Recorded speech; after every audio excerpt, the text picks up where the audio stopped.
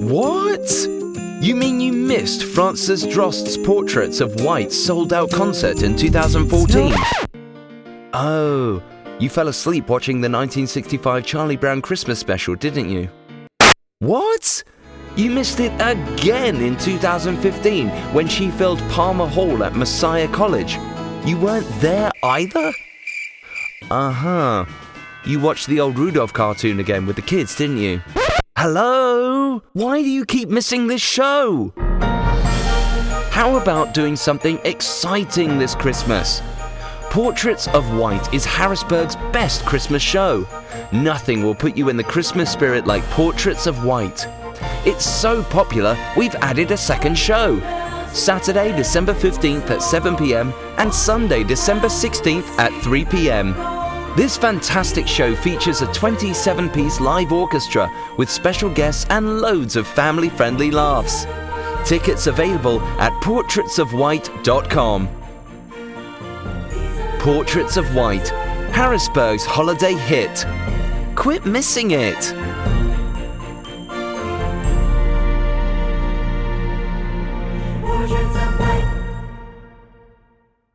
The first time I went to Portraits of White, it just gave me such a nostalgic feeling.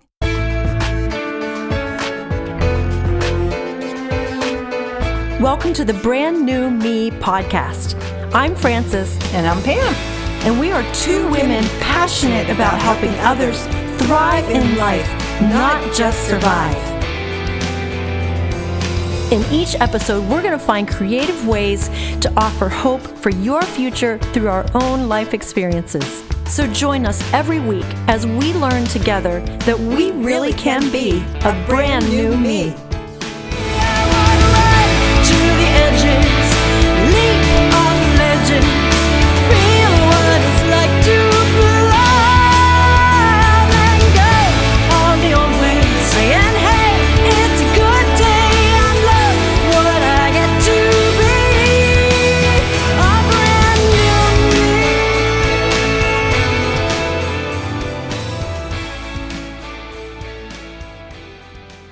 Today we're going to talk about Portraits of White.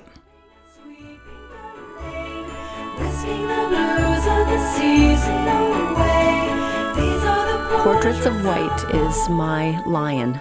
I'm a lion chaser. And if you've been listening to this podcast, you already know that Portraits of White is a big Christmas show that I do, Christmas concert, where I hire a 27-piece orchestra.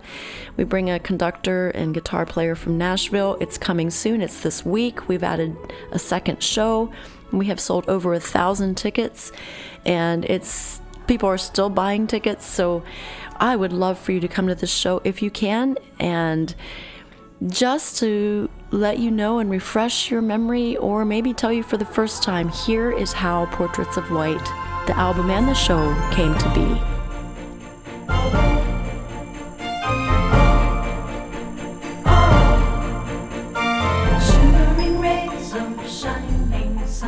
So when you were a child, did you dream about doing a concert like this? Like, what really inspired you to even start it? I would say I did not dream of doing a concert like this when I was a child. I did pretend that I was putting on concerts as a child, so that thread was there from childhood on.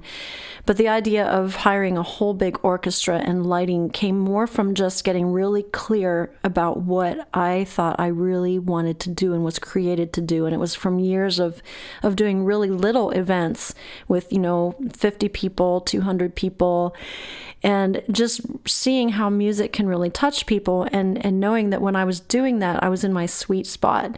And so in my 40s, I was listening to a motivational speaker a lot at that time named Jim Rohn. He's since deceased, but his teaching so inspired me on figuring out what it is you're really created to do that I took him seriously, and I did all the little exercises he encourages you to do. And when I got to the end, I said out loud, and I remember the day I was driving on Interstate 81, I was driving my van, and I just said, I want to do a really big concert where everything is professional, just for one night in my life, where I have great players, great music, great lighting, and just pour it all on. And from that moment, I began to decide to do Portraits of White.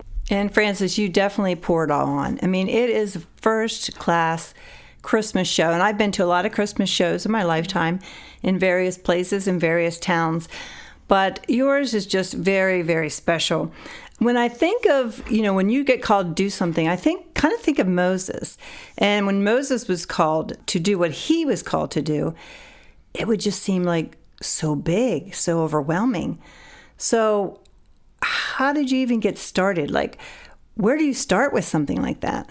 Well, I can honestly say I thought I knew what I was getting into, but I did not. And I simply followed that inkling in my heart and that nudging toward doing this, and I started asking people that I knew for help. I had the vision before I had the tools and the understanding, but one thing I think I had was a drive and a vision to do it, a surety that this was what I was created to do. And I just started paying attention to people around me who knew more than me, who did this kind of thing more than me, and I started asking them to help me. And by then, something was set in motion the day I said I was going to do it, and it just grew as I brought people around me to help me. And I still, mainly to the conductor, I'll say to him, Ed, I had no idea what I was getting into. And he would say to me, yeah, I know that. But just keep surrounding yourself with people who do. Now, what I did know how to do is connect with an audience and share music. So that was not new to me, but bringing professional orchestra players around me and having music ready for them to read and do the night of the show, that was what was probably the most challenging. So the first year I decided to do this and actually said, okay, let's put feet to my vision. I booked a 400-seat venue. I brought a team of people around me, volunteers, and said, would you help me? And it seems like my years of doing small bookings paid off, and people came, and the team helped me, and we seated over 400 people, filled the venue. Second year, moved it to a larger venue, filled that. Last year, we moved it to an even bigger venue, so we'd have room to grow, and we sold over 900 tickets. So this is year number 4, and we are headed toward that 1,000 mark.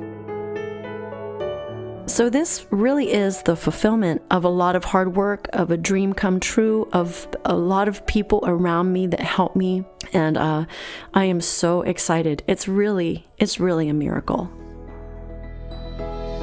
Something big from something small is nothing short of a miracle. Look and see the loving thoughts. Well, this is definitely a girl question, but I have to ask it. Like, how do you decide what to wear? And when do you decide this? Like, I would be thinking, what am I going to wear next year? Oh, yes. We're thinking about next year. In fact, I am so blessed, and this happens on so many levels of this show. I have a woman who, she actually plays in the orchestra, but she used to be in pageants. And so she's all about girl things and dresses and gowns and how to walk and how to wear them and what looks good on you. And she loves to go shopping. And so she started looking for dresses for me. And pretty much I would say she picks out my dresses. Amy is my official, I guess, wardrobe person. And she finds these most amazing dresses. And she pretty much looks for them, and yes, I think about it a lot, but honestly, not nearly as much as I think about everything else about the show, because she has kind of taken that on of her own account.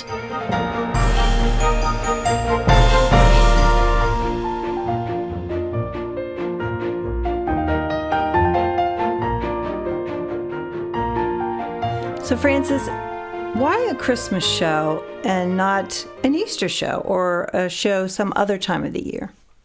Well, I had quite a journey with Christmas. And so as I took time to figure out why I struggled with Christmas, I took a year off from doing the regular Christmas stuff, decorating, gifts, all that kind of thing. I just wanted to see what Christmas felt like without that and see if I could figure out why I was a little bit disenchanted with Christmas and disappointed.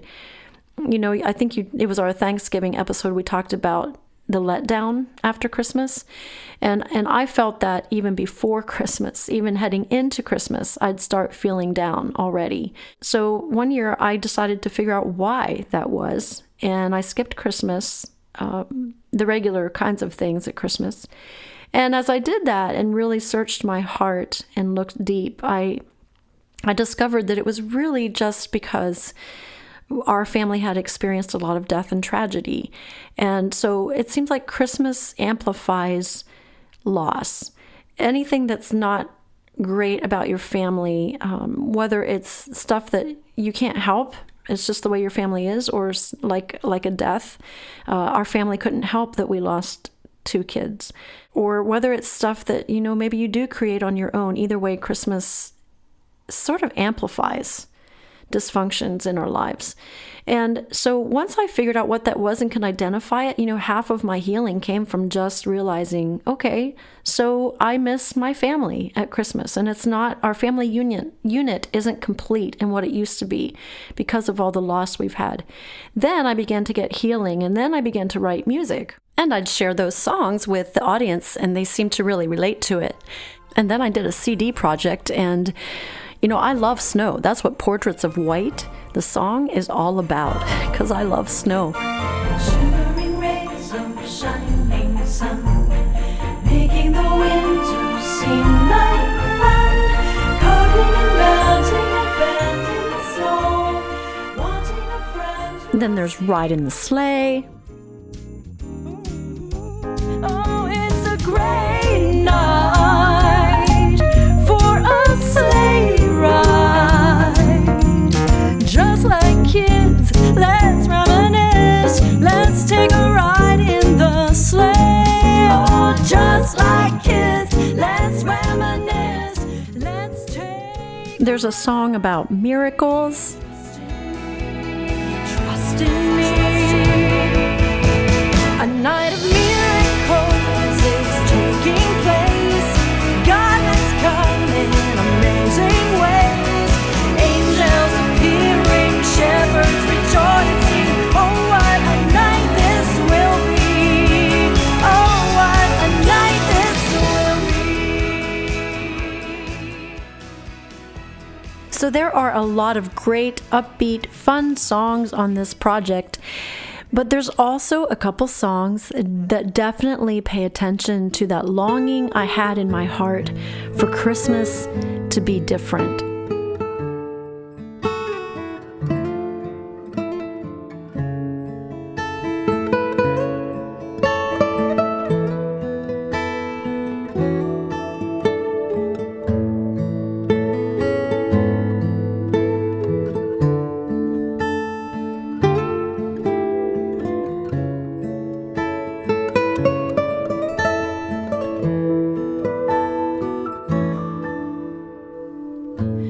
Sitting alone tonight at a table made for 2.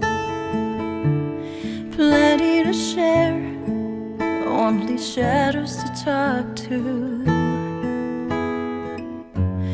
What does a lonely soul have to do to be unlonely at the busiest time of the year? God with us, show me the way back to the heart of Christmas. Help me to see all that you meant it to be. I want to see you, I want to know you better. So I felt like Christmas was a great time to use my gifts and my platform to just say, hey, if you struggle with Christmas, I get it. I do too, but let's come together for one night and let's laugh and let's just acknowledge that it's hard sometimes, but keep going and keep moving and inspire everyone over the holidays. So out of my own experience and story, I wanted to create an evening that acknowledges it, not for long, but just says, yep, I get it, but let's still have a great night of music and remember all the wonderful things about the holidays, like great music, like family that we still have with us. And, maybe, just maybe, we could make this year the best Christmas ever. Folks, you need to come to this concert. You will enjoy this. It's just a beautiful, beautiful concert. And Frances is going to tell us a little bit more about it. Yes, so this year we have 2 shows, Saturday night, December 15th at 7 o'clock p.m. and Sunday, December 16th at 3 o'clock p.m. There's an intermission, and it's at Christ Community Church in Camp Hill, Pennsylvania. Check out portraitsofwhite.com. You can get tickets there. There's also a 20% discount if you bring 10 or more people. So whether you've been to the show before or you've never been, I would love to have you. Every year we plan fresh and we incorporate things we think people loved from other years, and we plan new things. There's always surprises, so every year is different. You don't want to miss any year because they're all special. You can also buy the album online. You can go to portraitsofwhite.com, or you can look on iTunes and just look up Frances Drost and Portraits of White, and you'll see the album and the different songs. Thanks for listening today, and I hope I'll see you this weekend at Portraits of White.